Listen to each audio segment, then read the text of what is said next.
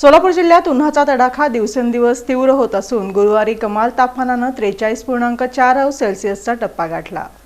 जिल्ह्यात उन्हाचा तडाखा दिवसेंदिवस तीव्र होत असून गुरुवारी कमाल तापमानाने 43.4 अंश सेल्सिअसचा टप्पा गाठला। बुधवारच्या तुलनेत तापमानात 1 अंशाने वाढ झाली असून वाढत्या उष्णतेमुळे जनजीवन विस्कळीत झालं आहे। कोरड्या हवेमुळे आणि 24% आर्द्रतेमुळे उन्हाच्या झळा अधिक तीव्रतेने जाणवत आहेत।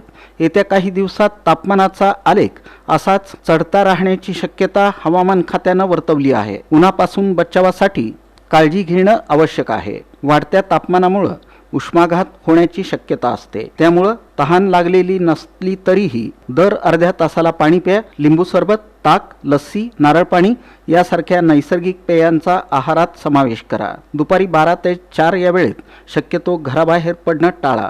बाहेर जाताना डोक्याला रुमाल किंवा टोपी वापरा, तसंच छत्रीचा वापर करा। सौम्य रंगाचे आणि सैल सुती कपडे परिधान करा। जास्त प्रथिने असलेले आणि मसालेदार अन्न टाळा। शिळे अन्न खाऊ नका। जास्तीत जास्त फळांचं सेवन करा। लहान मुलं आणि पाळीव प्राण्यांना उन्हात किंवा पार्क केलेल्या बंद वाहनात सोडू नका। अशक्तपणा किंवा चक्कर येत असल्यास त्वरित जवळच्या दवाखान्यात संपर्क साधा। कमाल तापमान 43.4 अंश सेल्सिअस, किमान तापमान 26.1 अंश सेल्सिअस, हवेतील आर्द्रता 24%। उष्णतेच्या या लाटेत स्वतःची आणि आपल्या परिवाराची काळजी घ्या।